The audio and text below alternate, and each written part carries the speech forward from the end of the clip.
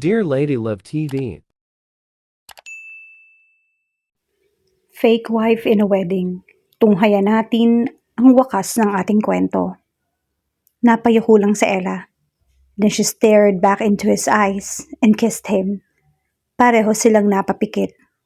Jake untied her bathrobe. Lumuhod si Jake sa pagitan ng mga binti ng asawa. He pushed her robe from her shoulders. He smiled at the sight of her beautiful skin, her bare chest, her breast. Hindi niya napigilan ang mapahinga ng malalim.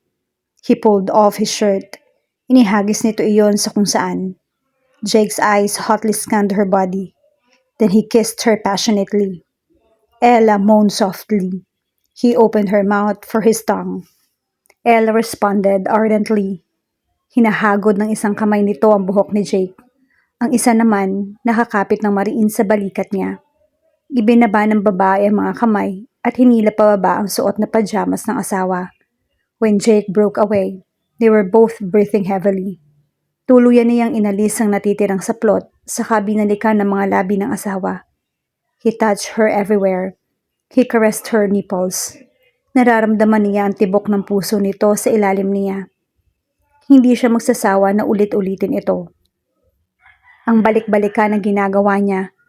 Pinaglandas niya ang mga kamay sa tagiliran nito, sa makinis at patag nitong tiyan, sa mga hita ng asawa, paakyat muli sa dibdib nito.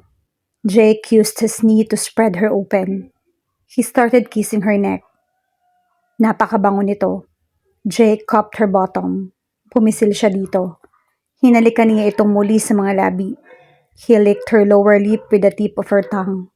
Muling napaungol si Ella. Kanina pang naglalakbay sa kabuuan niya ang mga kamay nito. Ella was stroking his back, his sides, his butt. Napakalambot ng mayaman dibdib nito sa ilalim niya. Napaungol siya nang muli nitong iarko ang likod. Idiniin ang sarili sa kanya. Jake lifted up his head and stared into his wife's eyes.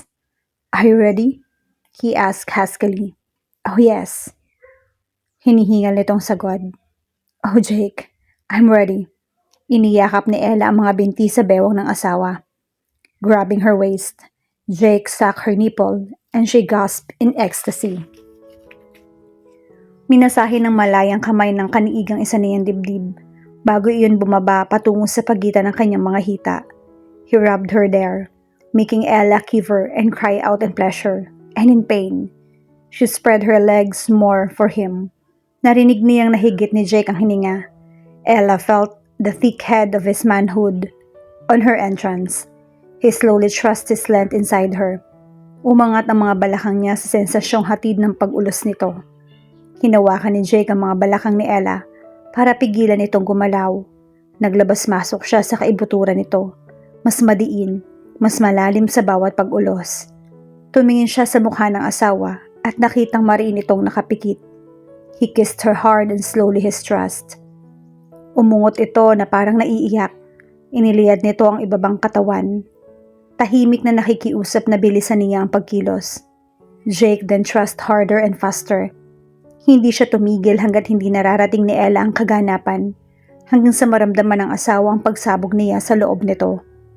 Naninigarilyo si Bud sa garden.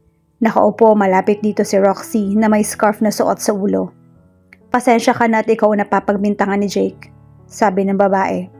May hawak itong tasa ng tsaa malapit sa labi nito. I can't blame him. Nagbuga si Buds ng usok. Naiinis na talaga ako. Buds, hindi mo naman siguro sasabihin sa anak ko ang totoo. Umiling si Buds. You owe me, tita. Your secret is safe with me. Pababa pa lamang si Jake ng hagdan nang marinig niya ang ingay sa living room. Nagmadali siyang bumaba at tinanong ang mga maids.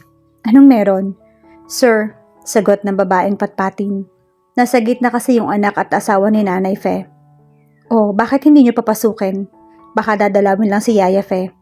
Sir, hindi ba nagpaalam si Nanay? Nung isa pang araw iuuwi siya sa pamilya niya. Hindi pa ba bumabalik dito si Yaya Fe? Hindi pa po eh. Nagwawala sa labas yung asawa niya. Sinabi po namin na wala dito si Nanay. Napailing-iling si Jake. Papasukin niyo sila. Gusto ko silang makausap. Sino papapasukin? Magkasunod na dumating sina Roxy, Buds at 3 pang maid sa living room. Ang ina niya ang nagtanong. Nagbalik na ang composure ng ginang. Tila napalitan ng tapang ang dating tamlay nito. Mama, nasa labas daw ang pamilya ni Yaya. Lumapit si Jake sa ina. So, sinabi ko nang umalis na sila. Ayaw umuwi, kaya bahala sila. Mama, nagulat siya. Hindi ganito magsalita ang nanay niya. Alam niyang galing din ito sa hirap. Mabait ito sa mga kasambahay. Good-natured, kalmado. Lalabas siya at papapasukin ang mag-ama. Hinawakan siya sa braso ni Buds. Tangkaya at pigilan siya, but he shoved his cousin. Bitiwan mo ako. Angil niya dito. Pagbaba ni Ella sa living room ay may isang lalaki at babaeng nagpaalam kay Jake. Malungkot ang mukha ng 2 bisita. Pinasamahan ito ni Jake sa driver at inutusan ang huli na ihatid ang mga ito pauwi. Jake, sino sila? Kumapit siya sa braso ng asawa na makalapit ito. Asawa ni Yaya Fe at anak niya. Bakit nandito sila? Hinahanap nila si Yaya. Umupo sila sa sofa. 2 days ago, nagpaalam siyang uuwi muna sa kanila para bisitahin ang pamilya niya. Pero ang sabi ng mag-ama niya, hindi na siya nakauwi pa sa kanila. Hindi rin daw nila makontak kaya nag-aalala na sila at pinuntahan na nila dito. She gasped. Hindi rin bumalik dito si Yaya Fe? Oo, nag-aalala na rin ako. Saan kaya siya nagpunta? Yumakap lang sa Ella sa baywang ng asawa at inilapat ang pisngi sa likod nito. Kinalas ni Jake ang mga braso ni Ella at hinila ito para kabigin palapit sa dibdib niya. Did I make you happy last night? Tiningala siya nito at matamis itong ngumiti. Yes, matagal na kasi since the last time. I'm glad. Seeing you happy makes me feel better. Humalik si Ella sa kayakap na dumampi lang sa polo ng lalaki. Kumalas na siya sa asawa. Do you think I should go check on your mom? Hinawakan siya nito sa kamay. Sure, dear wife. Just avoid Buds. Naningkit ang mga mata ni Ella. Don't tell me iniisip mo din na papatayin ako ni Buds. Umiling si Jake. Just avoid him. She shrugged her shoulders and turned to leave. Walang sumagot sa silid ni Roxy nung kumatok si Ella. Kaya nagtaka siya. Nagtanong na rin siya sa nasalubong na maid pero wala rin itong ideya kung nasa ng ginang. Naisip niya na baka nasa billiard room ito. Pero si F ang natagpuan niya roon. Nasa veranda ito ng silid. Napalunok siya dahil nakaupo ito sa ibabaw ng marble balustre. Natatakot siya baka mahulog ito. Ginawa niya ang lahat para huwag itong magulat sa paglapit niya. Hinintay niyang maramdaman at mapansin nito na naroon siya. Nalingon na naman siya nito, pero agad din itong nagbaling ng tingin ni hindi siya binati. F, lumapit na si Ella dito. Tumingin lang ito sa kanya nang hawakan nito sa braso. There was a devastated look on his young face. Wala ka bang pasok ngayon sa school? Ayokong pumasok.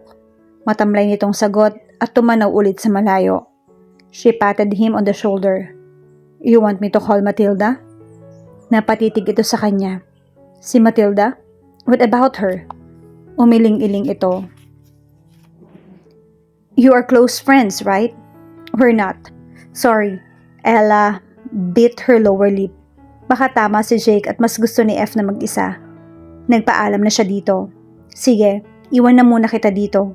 Anyway, have you seen your mom? Baka nasa library. Dahil sa pagmamadali, nakalimutan ni Ella na kumatok sa pinto. Agad siyang sumilip pagkabukas niyon at napasinghap siya nang makita magkausap ang isang maid at si Roxy. Isasara na sana niya ang pinto, kaya lang nangibabaw ang chismosa sa side niya at pinakinggan ng mga ito. Basta, manahimik lang kayo. Walang mangyayaring masama sa inyo. Opo, lumingon ng mga ito sa pinto kaya hindi nakagalaw si Ella sa kinatatayuan. They had seen her. Sigurado siya doon. Wala na siyang magawa kundi ang buksan ang pinto at pumasok sa loob. I'm sorry. Iwan mo muna kami dito.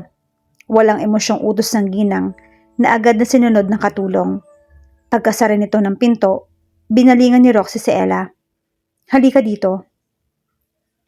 Napayuko siya as she walked closer to her mother-in-law. Tumayo si Roxy. Medyo tumingala dahil mas matangkad si Ella. Pero kahit na mas mababa ang height nito, she looked more authoritative. What brings you here? Hinahanap ko po kasi kayo. Bakit mo naman ako hinahanap? Gusto ko lang po kayong kamustahin. If you are just fine. Fine? Napatawa ito ng pagak. Shucks, of course. Hindi siya okay. Her husband just died. I'm sorry. Ngumisi ang ginang. Kinagulak iyon ni Ella. There was something sinister in the old woman's smile. A cruel sense of pleasure. I've never been better, Ella. I feel so much better. Paakyat si Jake ng hagdan. Nasa lubong niya si Buds na pababa naman. They glared at each other. Mas una nga lang nakabawi ang pinsan kesa sa kanya. I wonder why your blood boils when I'm around. Panimula nito. You should know. Galit ka sa akin, pero gusto mong nandito ako. How ironic. Ngumisi si Jake. Bakit nakokonsensya ka na ba? Can't stay in the place where you killed my dad? Napailing-iling ito. Hindi makapaniwala. What the hell, Jake? Bakit ba kasi ang laki ng galit mo sa akin, Buds? Against me and my dad. And for what? A fucking company? Buds narrowed his eyes. For a fucking company? That company is a family legacy. It was his nickname. Endearment daw sa kanya ng barkada niya at ni Buds na rin nung malapit pa sila sa isa't isa. Pero para nakaka-insultong pakinggan ngayon mula sa pinsan niya. You'll always have a place in the company, Buds. Offering me that after telling me years ago, I don't deserve the company. Napatitig si Jake sa pinsan. Natatandaan pa niya kung ano yung tinutukoy nito. It was during a family reunion nung i-announce sa buong angkan na sa kanya ipinapasa ng ama ang pamamahala sa kumpanya. Pagbalik ni Jake sa table nilang magpipinsan, napatitig siya dito at tinanong kung nasaan si Buds. Ginalaw ni Steph ang ulo at natanaw niya ang lalaki na papalabas ng bulwagan. Agad niya itong sinundan. Natanaw niya itong sumampa sa yate na nakadakpa. Umakyat siya at hinanap ang pinsan. He found Buds sitting on the deck. Nagpapahangin habang nakatingin sa malayo. Umupo siya sa tabi ng pinsan. Napansin niyang abala ang mga kamay ni Buds sa panyo na ipinamumunas nito sa hawak na eyeglasses. Buds, tinapik niya ito sa balikat. Congratulations, matamlay nitong sagot. He didn't even look at him. Ngumisi si Jake.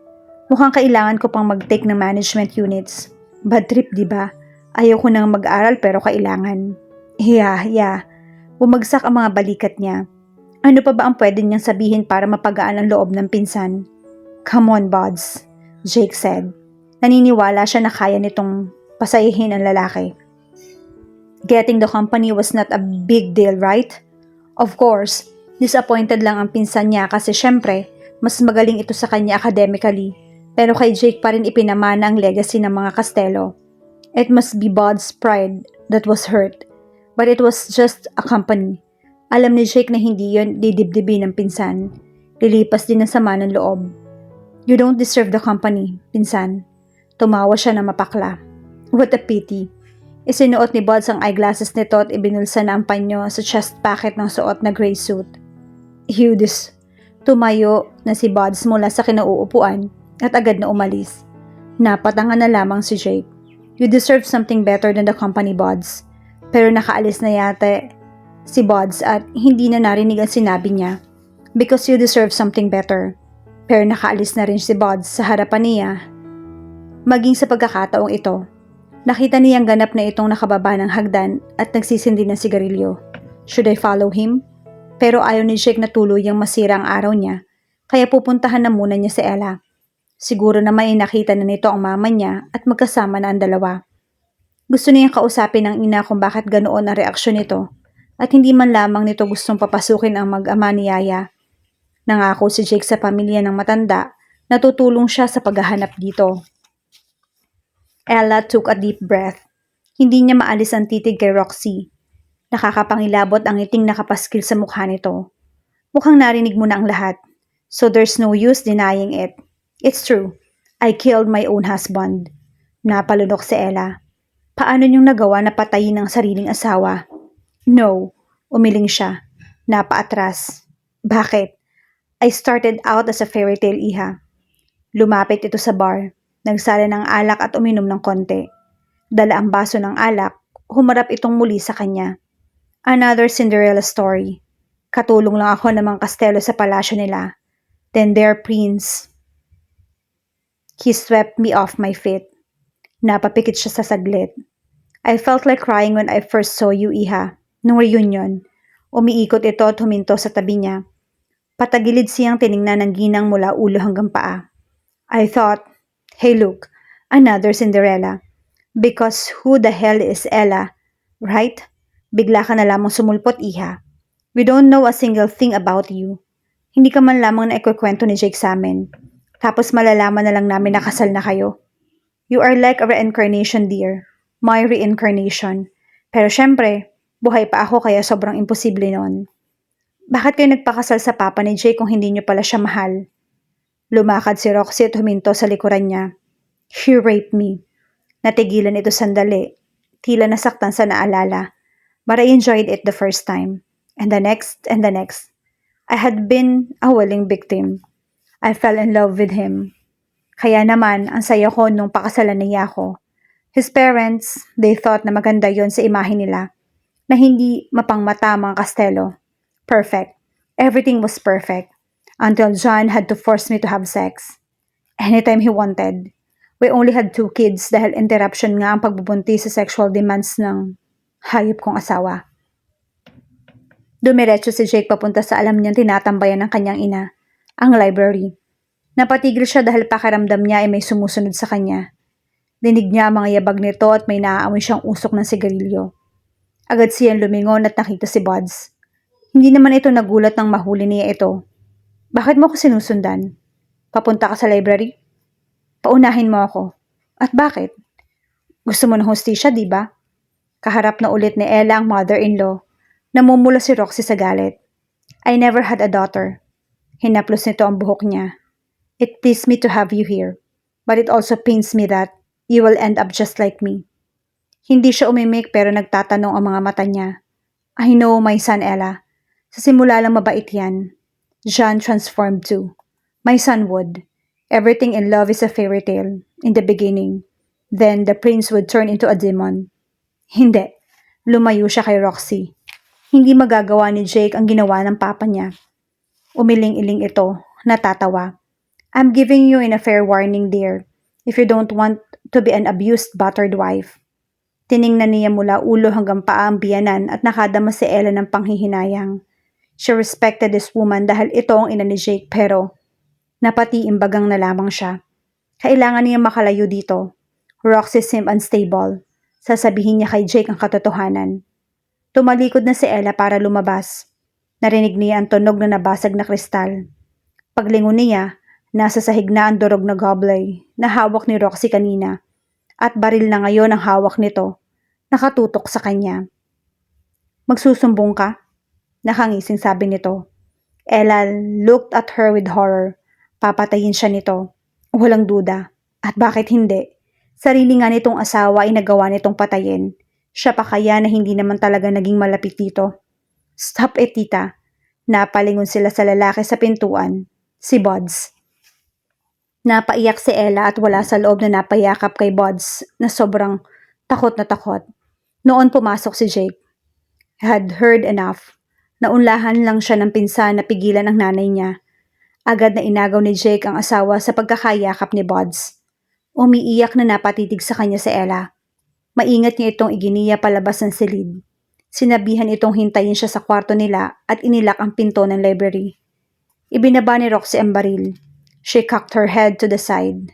The girl will tell the police. Tumitig ito kay Buds, then kay Jake. I just lost all my respect for you. Tiimbagang nasaad niya. Tumingin siya kay Buds. Kanina, habang nakikinig sila sa likuran ng pinto sa usapan ng kanyang ina at ni Ella, nagpapaliwanag na rin siya sa kanya at sa pinsan. Na makita umano ito at niyayapin na patay na ang ama. Ipinababa ni Buds ang katulong para tawagan ng mga guards na makakatulong nito sa pagbuhat sa tiyuhin papunta sa ospital. Nagpatawag din si Buds ng ambulansya. Pagkaalis ng kasambahay, sumulpot si Roxy mula sa likod ng makapal na kortina sa tabi ng bintana. Nanginginig ito at may hawak na baril. Buds comforted her. Nagawa umano nitong pakalmahin at pakiusapan ang tiyahin na ibigay dito ang baril. Unfortunately, hindi ito nakumbinsiyan ng babae. Ayaw nitong ibigay ang baril, sa halip ay ibinulsa nito iyon. Buds told Roxy to take a shower, pero bago pa ito makalabas ng silid, nakabalik na doon si Yaya Fe para sabihin nakatawag na ito sa guardhouse at pagdating na ng ambulansya. Pinipilit nila itong huwag magsalita. Kaya lang lately, nakokonsensya na raw ito. Kaya ipinapatay ito ni Roxy. Agad na tumalikod si Jake. Hinablot ito ni Buds sa mga balikat kaya napatitig ito sa pinsan. Magsusumbong ka? To be honest, hindi ko alam ang gagawin ko. Mariini ang sagot. Pero karapatan ng pamilya ni Yaya Fe na malaman ang posibleng nangyari sa kanya. Hindi natin alam kung totoong patay na siya. Pero gagawin ko ang lahat para ayusin to. Makikipag-areglo kung kinakailangan. Not because I love my mother. Ayoko ng intriga. Ayokong lumabas to. Ayokong masira ang pangalan ng pamilyang to. Pero kung ano yung desisyon nila, hindi ko nahawak yon. Nilingon ni Jake ang ina na nakatitig lamang sa kanya. I want her to suffer for what she did to my father. Tinitigan niya ang pinsan. Sana lang buhay pa si Yaya. Hindi mo dapat kinukonsinti ang babaeng yan. Iyon lang at lumabas na siya ng library.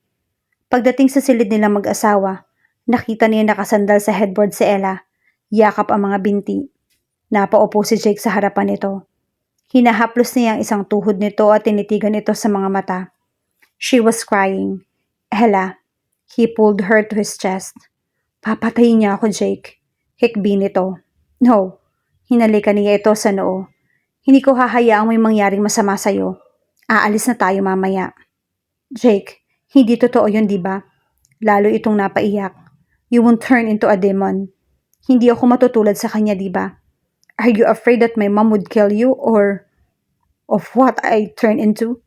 Isinubsob lang ni Ella ang mukha sa dibdib niya. Hinigpitan ni Jake ang yakap sa asawa at hinaplos-haplos ito sa buhok.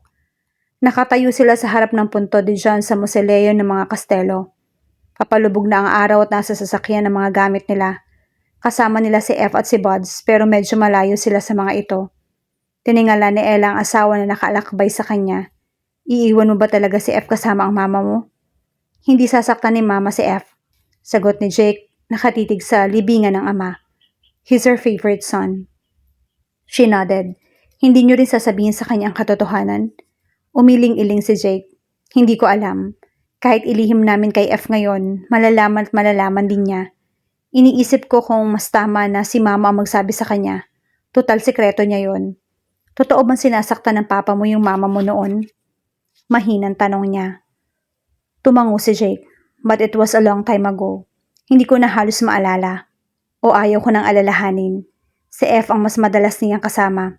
Baka mas maintindihan niya at mapatawad si mama. Ibig bang sabihin na patawad mo na siya? Napapikit si Jake. Humigpit ang bisig nitong nakasampay sa balikat ni Ella. I don't know. Sa ngayon gusto kong sumabog sa galit.